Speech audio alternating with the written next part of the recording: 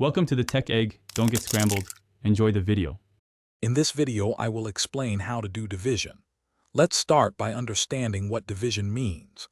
Imagine you have a group of items and you want to share them fairly among friends. Division is the mathematical way to figure out how many each person gets. It's also the inverse of multiplication, which means if you know your times tables, division will be much easier to grasp. We often use the division symbol, a line with two dots or a forward slash. Not everything divides perfectly, and that's where remainders come in.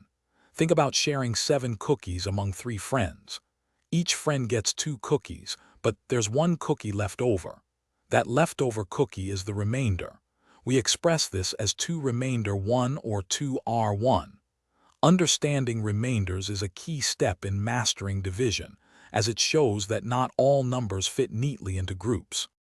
Visual aids are incredibly helpful for understanding division.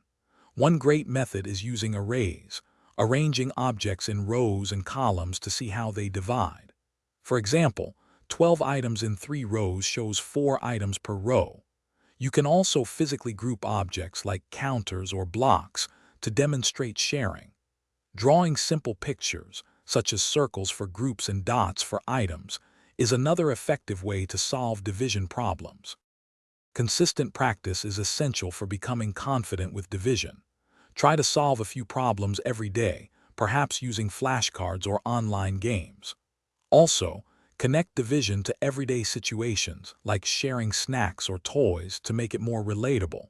Remember, the more you practice, the easier it becomes. For those looking to improve their financial understanding, check the description for a link to a great book about money, along with other helpful deals. Keep practicing, and you'll master division in no time. Thanks for watching. Consider subscribing if I helped unscramble your problems.